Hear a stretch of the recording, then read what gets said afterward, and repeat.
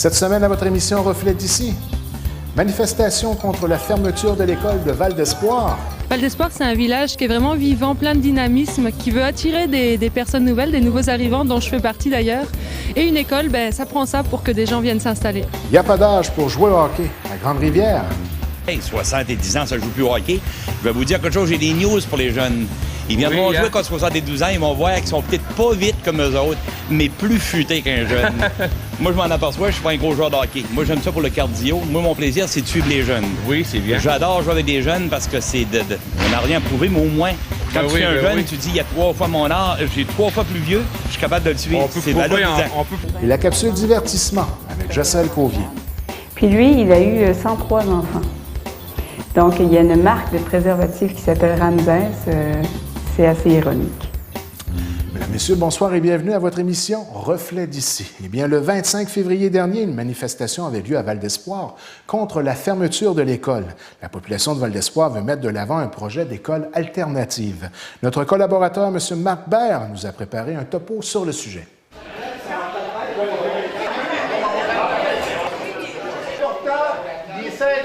Il arrive 5h20. M. Couture et Mme Bourdage et tous les politiciens vont se présenter entre 1h30 et 35. Est-ce qu'on peut sortir avec les pancartes dehors, les petites pancartes rouges?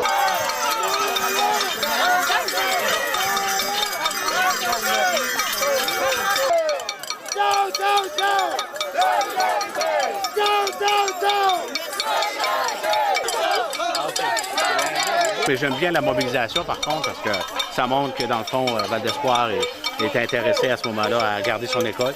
Nous autres, de notre côté, c'est les services éducatifs. Il faut qu'on s'assure que les jeunes qui vont être ici ont les bons services éducatifs. Quelle forme ça va prendre, je ne sais pas. C'est ça qui est important.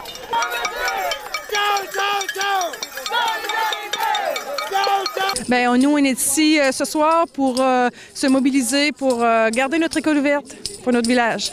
Bien, c'est négatif, c'est un petit village. Puis ici, là, tout le monde se tient. Aussitôt qu'il y a une activité qui se font, tout le monde est en groupe. Pour être unis avec leur programme de faire l'école alternative, on se déplace de la maison pour venir manifester.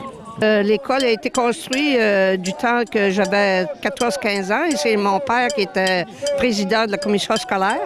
Et c'est un gros mandat à ce moment-là, ça a brassé pas mal. Et puis on a fini par bâtir cette école-là, puis on a fait venir des religieux du Nouveau-Brunswick. Et depuis ce temps-là que notre école est ici. Fait que on tient à la garder ouverte. C'est sûr que les enfants, il y en a de moins en moins, mais on a encore en masse pour continuer encore un beau projet d'école alternative ici. Et même là, Mme Bourdage va présenter des tableaux. Là. Si je me souviens bien dans les tableaux, l'année prochaine, l'autre année, là, il y a une hausse. Donc, il y a sûrement des beaux projets à pouvoir faire. Parce qu'une école, c'est un peu comme le cœur d'un village. Hein, c'est nos enfants qui sont là, puis les enfants, ça représente l'avenir. Val d'Espoir, c'est un village qui est vraiment vivant, plein de dynamisme, qui veut attirer des personnes nouvelles, des nouveaux arrivants, dont je fais partie d'ailleurs. Et une école, ça prend ça pour que des gens viennent s'installer. C'est les parents, dans le fond. Les parents, là, ils vont avoir leur mot à dire là-dedans. Puis des fois, on a une petite majorité, des fois, qui est silencieuse. On va la questionner. C'est quoi qu'ils veulent en ce moment? C'est ça qui est important. Pour pouvoir envoyer nos enfants, puis que ça s'est proche, puis c'est une des seules choses qui reste encore en vie à Val d'Espoir, puis je trouve ça important pour ça. Puis c'est une des raisons pourquoi on est venu s'établir ici, il y avait une école. On vient d'aller dans une réunion du conseil d'établissement, puis on a fait passer 5 résolutions, dont le conseil d'établissement accepte de supporter le projet d'école alternative. Fait que c'est officiel maintenant. Oui, on voudrait faire un projet d'école alternative. Donc ça, c'est un projet qu'on n'a pas du tout encore dans l'Est du Québec. Donc il n'y en a pas en Gaspésie. Puis nous, on voudrait porter ce projet à Val d'Espoir parce que c'est un projet novateur et où l'enfant est mis à l'honneur. Et puis c'est un projet qui permet en fait d'éviter beaucoup le décrochage scolaire, où l'enfant est impliqué au cœur des décisions. Puis ça lui permet une grande autonomie, ça lui permet d'apprendre le respect de ses pairs, ça lui permet de s'impliquer vraiment dans son milieu aussi. L'école alternative, là, et nous autres, là, on a un avantage, par exemple. Chantal Bourdage a enseigné dans une école. Chantal Bourdage, c'est la directrice générale. Elle a enseigné dans une école alternative, puis elle a travaillé comme parent dans une école alternative. Donc, on va voir qu'est-ce qui est possible à ce moment-là. Je crois que c'est un atout, une école alternative. Donc, c'est une alternative à l'enseignement, une sorte de projet éducatif autre que le traditionnel. Puis, je crois qu'on est rendu là en 2013.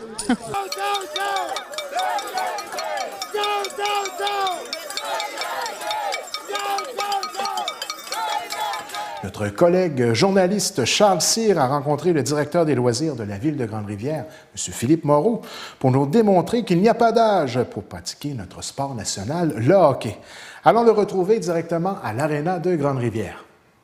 Je suis accompagné de M. Philippe Moreau, directeur des loisirs de la ville de Grande-Rivière. Monsieur Moreau, on fait une entrevue tantôt avec deux personnes du hockey qu'on voit les mercredis matins. Des personnes qui me disaient qu'il y avait des gens jusqu'à 73 ans qui jouaient ici. Je trouve que c'est du monde qui est assez en forme. Vous, avez-vous vu qu'il y avait des pas de blessés? Je pense pas qu'il y a des blessés ou quoi que ce soit qui arrivent à ces âges-là. Non, regarde, ici, ils viennent pour s'amuser, puis c'est vrai, c'est le fun. Ces gens-là, regarde, c'est tous des gens qui ont déjà joué au hockey ou jamais joué au hockey, qui viennent ici régulièrement. Tous les mercredis, ils viennent patiner, ils viennent s'amuser, puis regarde, on voit qu'ils ont du fun. Puis beaucoup de ces gens-là, regarde, on a des joueurs de hockey là-dedans qui ont évolué dans des calibres de mineurs, ils n'ont jamais arrêté de jouer au hockey. On a qui recommencent, on a, regarde... qui viennent faire du cardio, mais il faut être en forme quand même pour faire le sport qu'ils font présentement. On a des gens qui sont bien en forme parce qu'ils font pas seulement jouer au hockey, ils font de la raquette, ils font plusieurs activités. Puis, regarde, pour eux autres, c'est le mercredi ici à Grande-Rivière, c'est un rendez-vous. C'est un rendez-vous, regarde, qui est dans le cédule puis qui ont gravé. C'est des personnes retraitées, des gens. Je vois qu'il y a des gens de plus de 50 ans, 60 et 73 ans, qui jouent présentement, puis ils se démènent assez bien sur la glace. Je pense que c'est rendu à 73 ans. J'aimerais ça encore pouvoir chausser les patins, moi, puis venir ici. Je vais vous dire que j'ai vu plus que 75 ans. Je pourrais pas vous dire l'âge, mais on a des gens ici de plus de 75 ans qui sont venus jouer puis s'amuser au hockey. Oui. On regarde, à tous les semaines, c'est organisé. Ils ont un arbitre, ils ont des bancs, ils ont des remplaçants de chaque côté. Puis je les encourage à continuer. C'est un moyen de se garder en forme puis de se garder toujours actif au niveau du hockey. Bon, c'est bien. Je vois qu'à Grande-Rivière, ça roule toujours. Il y a plusieurs activités qui s'en viennent aussi dans ces jours à suivre. Oui. Puis regarde, on fait attention à nos retraités à Grande-Rivière parce qu'à tous les mercredis, quand ces gens-là ont fini de patiner, on a du patinage libre pour les personnes retraitées. Puis c'est de 12h30 à 2h. Ils se ramassent des groupes, ils viennent, ils jasent, puis même on a une musique d'ambiance, les lumières. Ils aiment bien ça, puis c'est le fun de voir ces gens-là qui reviennent à l'aréna pratiquer du sport ou s'amuser. Ça veut dire qu'il n'y a pas juste seulement les jeunes que l'aréna peut profiter. Non. Il y a des personnes aussi d'un certain âge qui peuvent en profiter pleinement. Oui, regarde, les jeunes au niveau scolaire, au niveau primaire sont ici régulièrement. Ils viennent aux 2 semaines. Puis l'autre semaine, c'est les jeunes de la polyvalente qui viennent régulièrement aussi ici pratiquer le sport, que ce soit le hockey ou qui jouent au ballon-ballet ou n'importe quoi. Il y a des sports qui se pratiquent sur le glacier. Demain, on parle du 28 et le 1er mars, on a un tournoi scolaire qui va regrouper des jeunes de Carleton à Gaspé. Hey, c'est bien. Regarde, sur 2 jours, ils vont jouer 22 parties. Hey. Puis c'est le fun de les accueillir ici à Grande-Rivière. C'est-tu quelque chose qui se fait récurremment ici à Grande-Rivière toutes les années? Ou... Non, ça va dans d'autres municipalités. L'année dernière, c'était à Carleton. Okay. On a travaillé l'année passée avec la polyvalente pour avoir cette activité-là à Grande-Rivière. Puis regarde que tous nos jeunes sont là puis qu'ils peuvent voir c'est quoi. Puis d'autres niveaux, au niveau regarde scolaire, que c'est encadré au niveau scolaire, peut-être pas comme le hockey mineur, ces choses-là. Ils vont voir d'autres choses parce qu'on va avoir des jeunes qui sont pas dans le hockey mineur, demain, qui vont participer à cette activité-là, puis c'est le fun de voir ça aussi. Bon, c'est bien. Puis il y a d'autres activités aussi qui s'en viennent en ligne de compte. À Grande-Rivière, on va avoir notre dernière activité de raquette. Si la température le permet, on va peut-être en faire une autre. C'est le 9 mars, l'activité de raquette, c'est au Centre Saint-Hilaire, au chalet de Motoneige. Jour au chalet de Motoneige. On a un feu de joie, on a eu des moules, feux d'artifice, puis Gilles Méthode et Jean-Pierre Baudin s'occupent de cette activité-là. Je les remercie en passant. Puis Gilles fait toujours un souper ce soir-là pour emmener le monde. Puis après ça, on les dirige vers la passerelle faire le match. C'est bien. Il y a toujours un bon souper après l'activité. Toujours un bon souper, une bonne soirée. Bien, oui. Puis j'ai su à travers les branches que l'activité finissait tard. Bon. Les activités finissent tard, le monde a du fun. Puis on a un musicien, un chansonnier régulièrement qui est là. C'est le fun, ça amuse, ça change les idées un peu des gens. Puis en fin de semaine, le 1er mars, on va avoir ici à Grande-Rivière avec les optimistes, ils vont crever une soirée chasse et pêche. On a Steve Desgagnés et Jean-Luc Bugeaud. Steve Desgagnés, il chante Elvis, c'est le seul à avoir remporté le 200 000 à l'émission On connaît la chanson. Il va être ici le 13 avril. Première partie, Jean-Luc Bugeaud. À ne pas manquer, ça va être une très belle soirée. Oui. Oui, c'était un qui a gagné le 200 000, à connaît la chanson. C'était un très, très bon chanteur. J'invite tout le monde à venir parce que les argents, les profits de ce soirée-là sont distribués pour différentes activités qu'il y a ici à Grande-Rivière. Que ce soit au niveau soccer, raquettes, tout ça. C'est que le comité des loisirs, Sophie Brousseau, qui est la présidente, regarde, on a un mandat qu'on va redistribuer ces argents-là à travers la communauté après. Très bien, ça. Je remercie la télévision communautaire d'être là et d'être présente régulièrement à nos activités. C'est bien, on voit qu'à Grande-Rivière, ça roule toujours, puis tous les âges, pas juste les jeunes qui profitent comme qu'on voit sur la glace présentement, pas juste tous les jeunes qui profitent des activités, les personnes de certain âge aussi. Fait qu'on invite tous les jeunes, puis tous les parents aussi à venir à toutes soit la randonnée de raquettes. Il y a Yvan Crevé aussi qui va être en fin de semaine. Il va y avoir aussi Steve Desgagnés qui va être ici. Et puis le 15 mars, je ne voulais pas oublier, puis regarde, on a le spectacle annuel de patin artistique ici à l'Aréna de Grande-Rivière. Ça va être de quoi de très beau, un spectacle à ne pas manquer. Le club de patin artistique de Grande-Rivière, cette année, ont beaucoup plus de jeunes. Ça va en grandissant, puis je les félicite. Très bonne administration. Bon, ben, c'est bien. C'est bien. Fait qu'on se félicite tout ce monde-là. Fait que merci beaucoup, M. Moreau.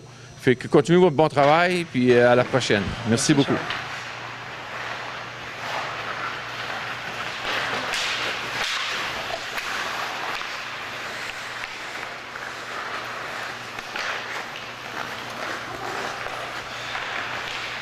Je suis accompagné de M. Margel Covier et M. Michel Metotte, des fiers partisans de hockey qui jouent au hockey tous les mercredis. On voit que vous s'amusez grandement au hockey ici tous les mercredis matin. Moi, ce que j'aimerais savoir, c'est vos joueurs, de quel âge à quel âge se situe-t-on? Monsieur Metotte, on commence par M. Metotte. Ben, nous autres, on a des jeunes le mercredi, on a des jeunes de 18 jusqu'à 73 ans. On a du monde de 73, 78. 73 ans, oui. Oui, 73 ans. Puis on a 2 femmes. Oui. Et il y en a une qui va à Rose du désert. Dans le Rose du désert, qui se pratique avec nous autres à tous les mercredis. Il y a se pratique aussi avec nous autres les samedis. C'est vous qui faites leur entraîneur pour la Rose du désert pour se préparer pour aller faire son... On lui donne des petits conseils, tout ça, là. C'est bien, il y a beaucoup d'expérience, je pense, dans la glisse à la glace. Puis ça prend beaucoup de cardio.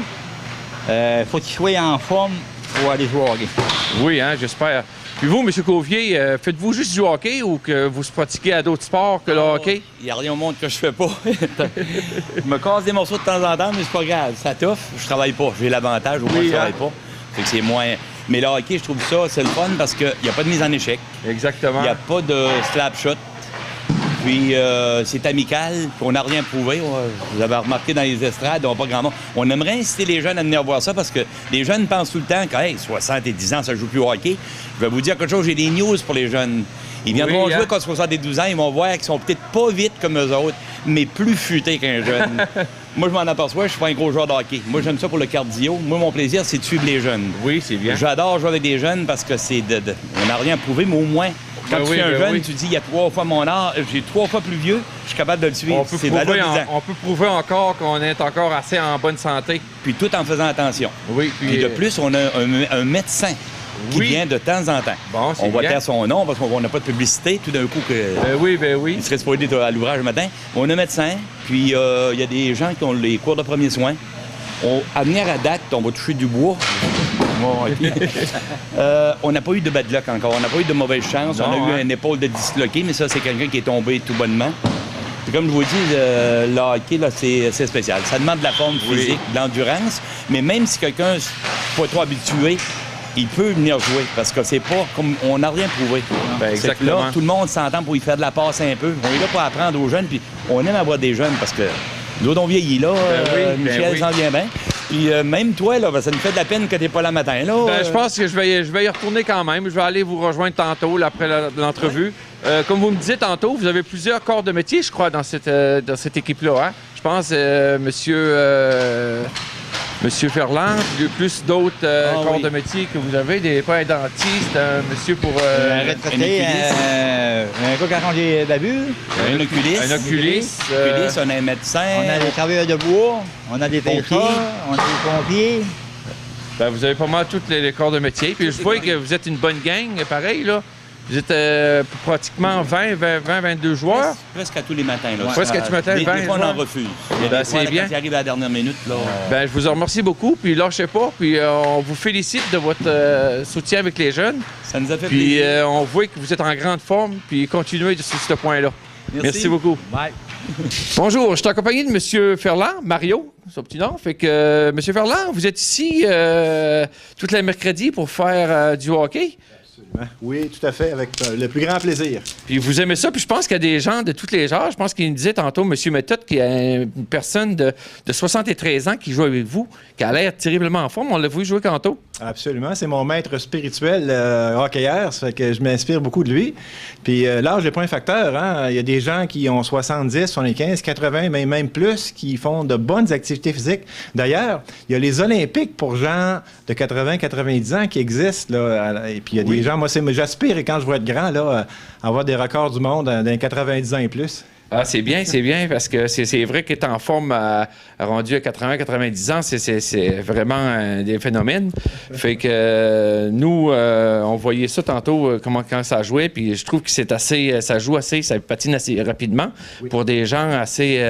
je sais qu'il y a pas mal de jeunes, il y a des jeunes de 25-30 ans aussi, mais suivre quelqu'un de 60 ou 70 ans, suivre quelqu'un de 30-40 ans, je pense que c'est de bon augure. C'est de bon augure. Absolument. Oui, c'est bon, mais il ne faut pas penser que l'âge est un facteur limitant. En fait, souvent, on a tendance à penser que parce qu'on est vieux, on devrait en faire moins. Je pense que parce qu'on est vieux, on devrait en faire plus, mais il faut juste doser l'intensité de l'activité en tant que telle, parce que plus qu'on vieillit, plus qu'on doit faire de l'activité physique. Puis c'est un petit peu le contraire qui arrive, malheureusement, parce que la vie nous rattrape, on a des travaux, des responsabilités, etc. Mais ce sont des bonnes excuses pour pas en faire, mais c'est pas une bonne raison pour pas faire de l'activité physique. Oui, exactement. Fait que c'est sûr que plus qu'on vieillit, plus c'est mieux de se garder toujours plus en forme.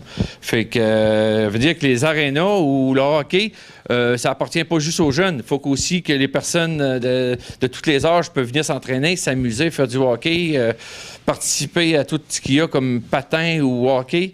Peut venir nous voir les mercredis parce que je pense que je vais embarquer avec vous tantôt pour aller jouer. Fait que c'est merveilleux. Fait qu'on vous remercie beaucoup.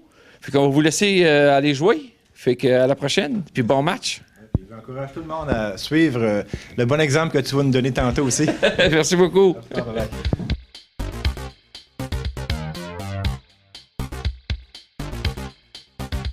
Bien, mesdames, messieurs, nous en sommes maintenant à la capsule de divertissement à l'intérieur de votre émission Reflet d'ici. Comme réalisatrice et animatrice, toujours en notre compagnie cette semaine, Mme Jocelyne Cauvier. Bonsoir, Jocelyne. Bonsoir. Ça va toujours bien? Oui. Alors, une bonne habitude qu'on a pris à l'intérieur de la capsule de divertissement, c'est parler de différents faits, que ce soit historiques ou cocasses, qui se sont passés dans la belle histoire de notre société. Alors, encore une fois, cette semaine, vous avez des faits très intéressants à partager avec nous. Exactement. Donc, je fais des petites recherches, puis j'apprends en même temps. Puis, donc, ça va être une série de petits faits qui n'ont pas vraiment de lien entre eux. D'accord. Je commence avec l'île de Pâques, qui est une île isolée du Pacifique avec les fameuses statues Moai qu'on voit souvent.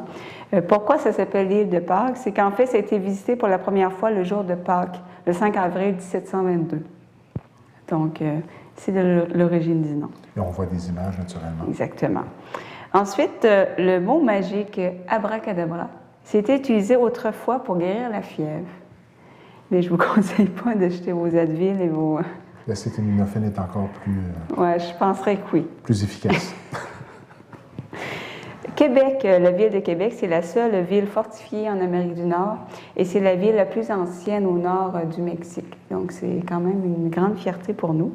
T'es pas au courant? Non?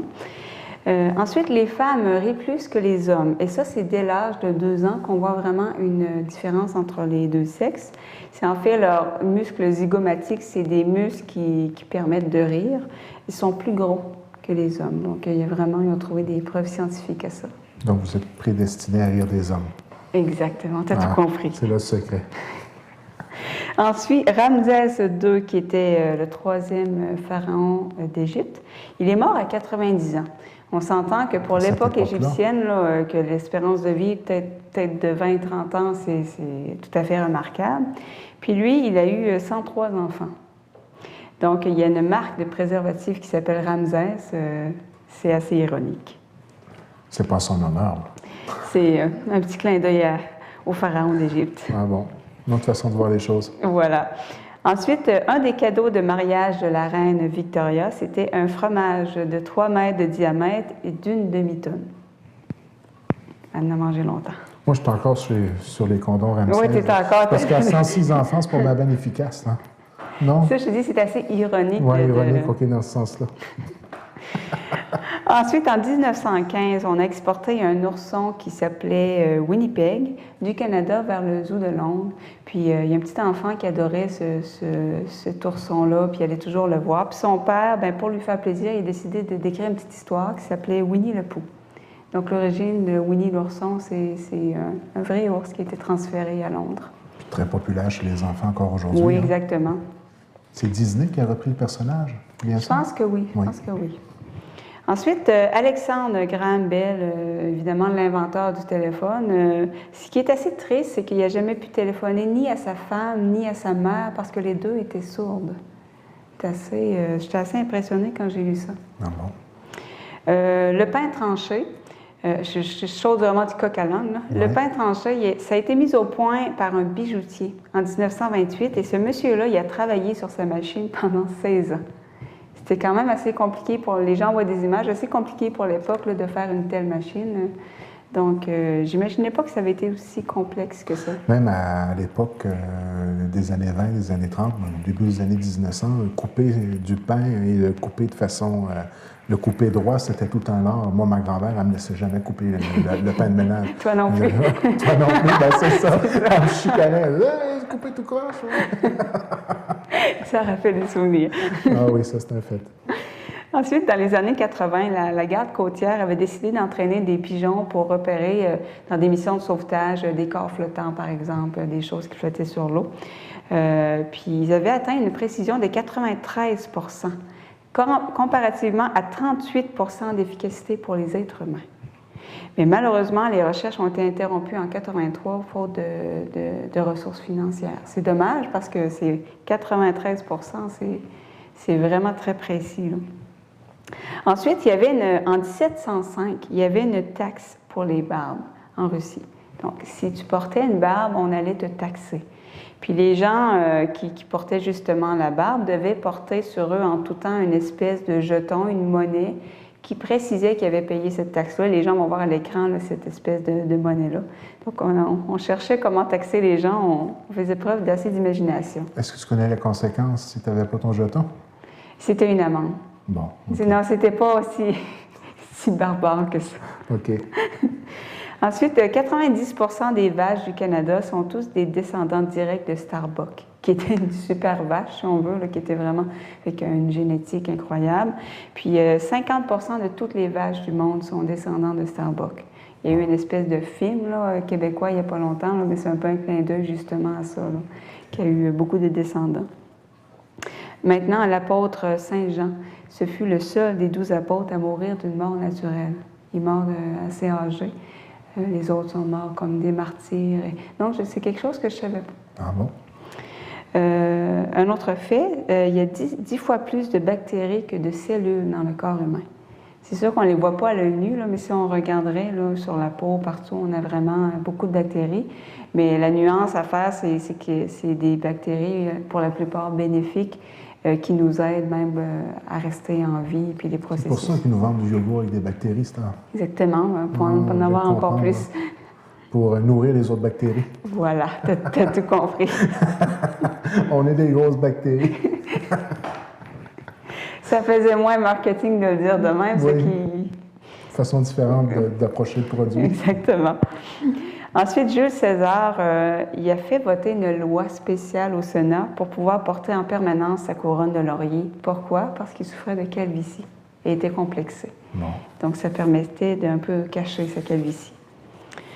Un autre fait que j'ignorais totalement, c'est qu'il n'y a pas d'horloge dans les casinos de Las Vegas. Pourquoi? Pour que les joueurs perdent la notion du temps.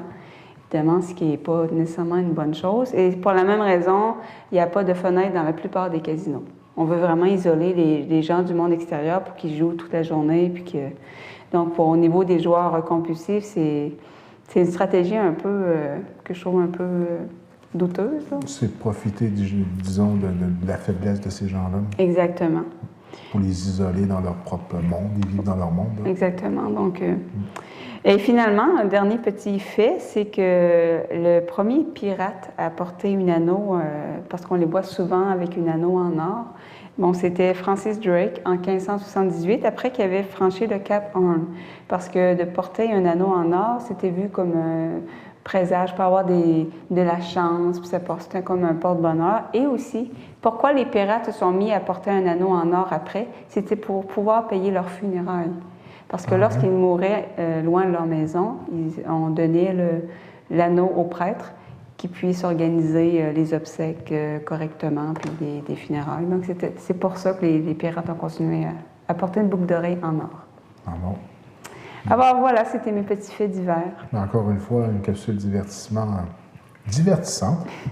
Puis, on a appris quand même quelques faits très intéressants qui vont faire en sorte qu'on va se coucher plus intelligent ce soir. Voilà. On se donne rendez-vous la semaine prochaine? Avec plaisir. À la semaine prochaine. Bien, mesdames, messieurs, ce sera tout pour cette semaine. On se laisse sur des images de la manifestation contre la réforme de l'assurance-emploi du 27 février dernier, qui se déroulait à Chandler. Et on se laisse aussi sur des images des activités du 24 février dernier à l'OTJ de Sainte-Thérèse de Gaspé. À la semaine prochaine. D'entrée de jeu, je vous remercie d'être venus en si grand nombre à cette deuxième rassemblement organisé en l'espace d'un mois pour montrer et exprimer notre insatisfaction sur l'entrée en vigueur de la loi C-38 du gouvernement Harper. Il est encore temps pour ce gouvernement de revenir en arrière sur l'une des pires lois qui n'ait jamais été passée par le gouvernement canadien. Nous connaissons tous les impacts négatifs de l'application de cette loi sur nos travailleurs et plus spécialement dans la MRC du Rocher-Percé. Imaginez-vous un instant si notre main-d'œuvre la plus expérimentée quitte la région pour trouver du travail ailleurs. Qu'est-ce qui va se passer? Le premier ministre Harper, lui qui aime tant l'industrie pétrolière, va-t-il remplacer les usines de transformation de poissons par ces puits de pétrole? Dans l'Est, avec les provinces maritimes, c'est nous qui serons les plus touchés, car la majorité des travailleurs saisonniers représentent entre 30 et 50 % de tous nos travailleurs. D'autre part, et par pure coïncidence, l'Alberta a un taux de travailleurs saisonniers de seulement 5 ou 6 %.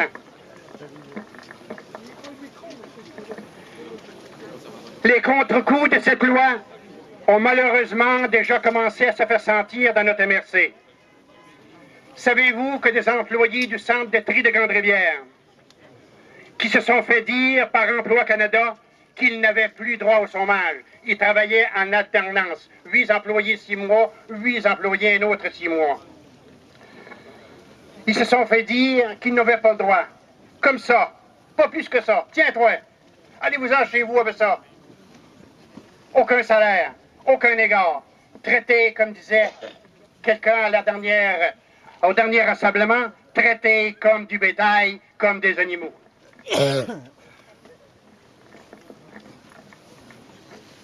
En terminant, si cette loi...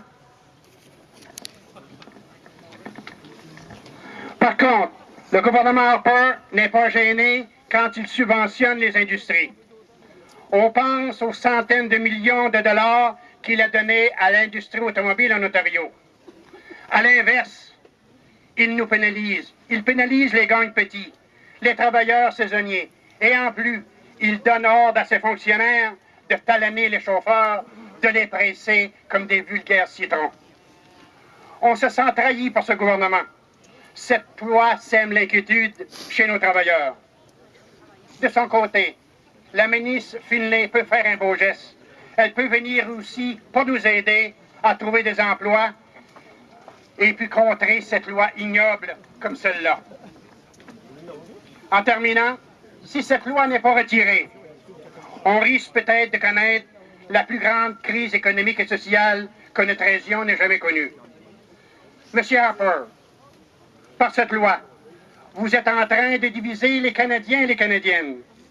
Acceptez de grâce notre réalité, acceptez notre spécificité et ayez un peu de bon sens pour que les travailleurs et les travailleuses de nos communautés reviennent à une vie normale.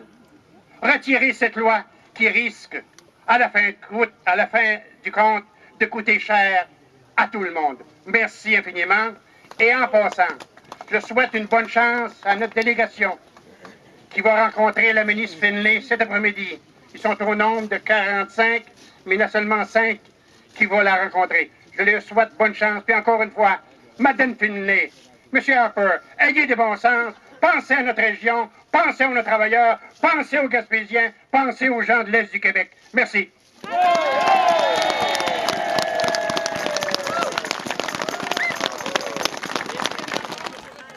Le fait que Mme Finlay reçoive les gens à Ottawa, c'est un manque de respect pour la Gaspésie puis l'Est du Canada. Normalement, Mme Finlay aurait dû se déplacer en Gaspésie. Imaginez-vous les dépenses inutiles parce qu'on sait déjà le résultat avant d'y aller. Il y a 45 personnes qui sont parties là en autobus. L'argent que ça va coûter, là, seulement qu'en gaz, pas en repas, pas en motel, là, il y a bien du monde ici qui l'aurait eu besoin pour faire leur épicerie en fin de semaine. Ça fait que c'est vraiment du non-respect, c'est de la planification à long terme de fermeture des régions. Puis là, on n'a pas besoin de se rappeler trop longtemps, là.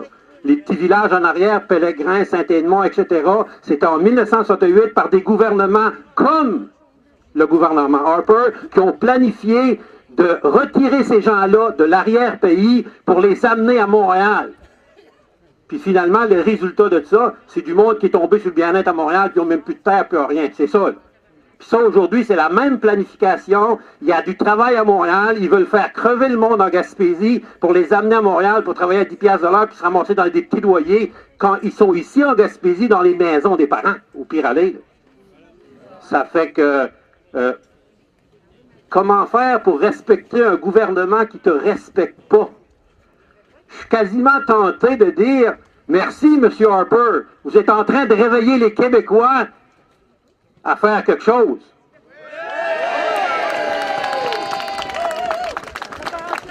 Continuez à nous piler dessus, puis on est capable de le faire.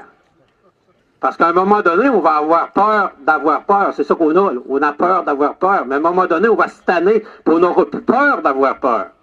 Puis à ce moment-là, ça va être ça, là. Ça fait que Harper comprend le temps que c'est à comprendre, parce qu'à un moment donné, nous, on va comprendre. Ça fait que pour la solidarité, levez donc les mains, les commerçants puis les gens qui travaillent dans les commerces un matin, qui ont pris la peine de fermer leurs portes puis se rendre ici. Ben merci beaucoup, là. Ça fait que vous devriez nommer ces commerçants-là. Je sais que Nadeau à Newport a fermé ses portes. Merci. C'est ça, là.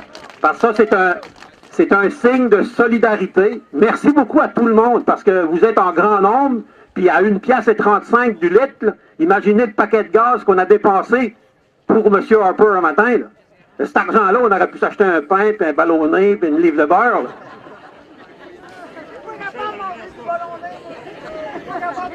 C'est trop salé. Ben c'est beau, les gars. Oui. Comment ça se fait que le gouvernement a volé l'argent du monde? Comment ça se fait que le gouvernement a pu voler l'argent au peuple qui a travaillé tant? Les pères de famille qui a fait instruire leurs enfants, qui a trouvé leur prêter. Pour aujourd'hui, les autres, comment ça se fait? Pourquoi que le monde ne se fait pas tout à travers le Québec? Dire au gouvernement, rembourse-nous l'argent que tu as volé au pauvre monde. Ce ne sera pas de même aujourd'hui. Ils ont volé l'argent du monde, ils peuvent le voler, mais pas nous autres, par exemple. Moi, 50 pièces au gouvernement d'impôts, va être envoyé en prison, ce qu'il n'a pas dit là. Ça a raison! Il a raison! Hey! Bonjour tout le monde. Merci beaucoup de votre présence. On voit que ici, par le nombre de personnes qui sont ici ce matin, que c'est un cours qu'on voit que C'est très dur pour nous, les Gaspésiens, de voir ce qui se passe. Mais j'aurais un conseil à vous donner aux prochaines élections. Votez donc par peur. Il va falloir reconnaître le Québec. Vu que le Québec n'a pas voté pour lui, il nous fait payer aujourd'hui.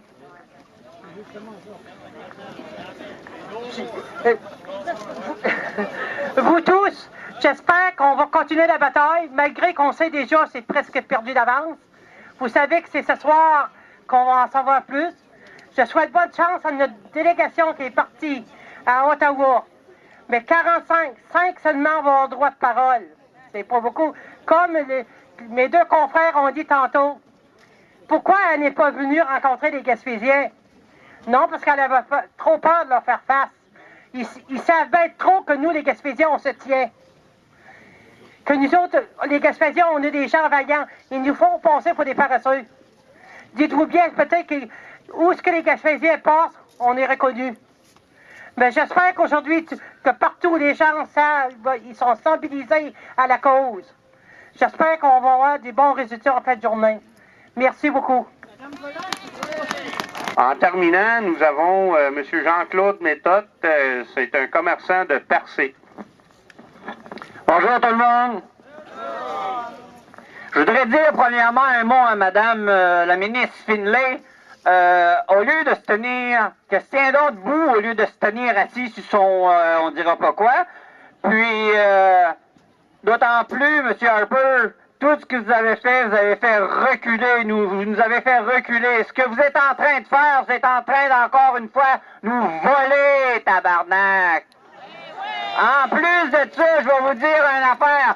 Avez-vous pensé qu'en nous faisant ça à nous autres, là, qui est tous ici, les travailleurs, qu'on a tous des enfants ailleurs aussi, ils ont des appartements à payer, ils ont des épiceries à faire, puis les parents, ils ont des épiceries à faire ici aussi, puis des paiements à faire. Ce monde-là, ça se ramasse dans quoi? Dans de la belle grosse marde que vous nous avez mis, puis vous allez continuer. Ben, arrêtez! On en a assez! On en a assez de se faire piler dessus, M. Harper. On peut vous dire une affaire. Une autre, je vais vous dire le contraire de ce qu'une a dit. C'est pas ça qu'il faudrait. C'est que tout le monde se réveille, puis qu'on fasse un vrai Québec, tabarnak. Puis là, que tout le monde, la crise d'assurance chômage, qu'on s'en fait une pour nous autres. On est capable, tant qu'à se la faire voler puis de donner aux autres. Tu le dis-tu, toi, qu'est-ce que ça a coûté pour mettre ton char dans un avion? On aurait eu combien de chèques de chômage pour ça? Il y aurait eu combien de personnes qui auraient pu vivre? Non, ils vont être dans le trou noir. Tu t'en sacs bien que t'es dans un trou noir. Toi, t'es tout le temps en train de te promener partout. Puis tout ce que tu fais, c'est du brise-bise partout. Tout ce que je te souhaite, c'est qu'à la prochaine élection, tu te fais écraser!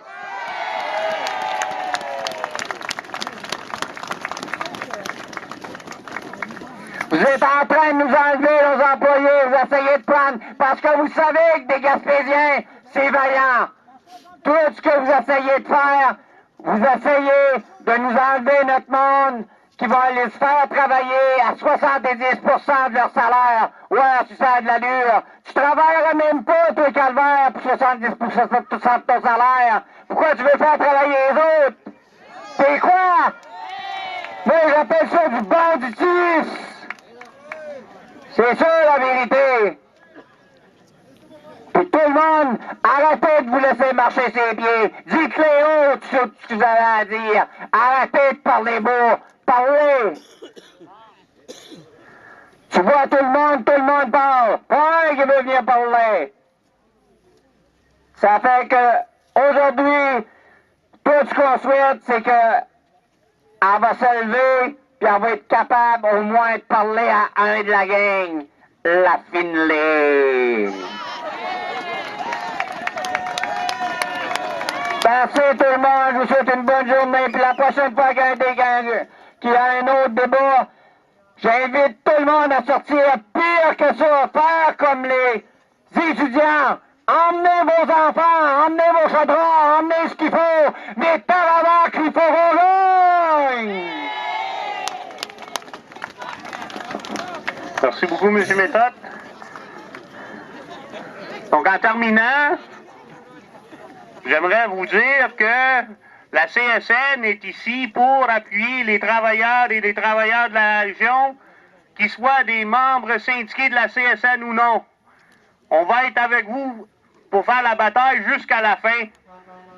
Si ça ne change pas aujourd'hui, avec la ministre Finlay, avec la rencontre qu'il va avoir cet après-midi, mais ça ne sera pas la fin. On va continuer à se battre jusqu'à temps qu'ils retirent cette réforme-là de l'assurance-emploi. Donc là, on va commencer notre petite marche, et puis on va vous accueillir ici encore avec du café et des beignes à la fin. Merci beaucoup, puis solidarité tout le monde!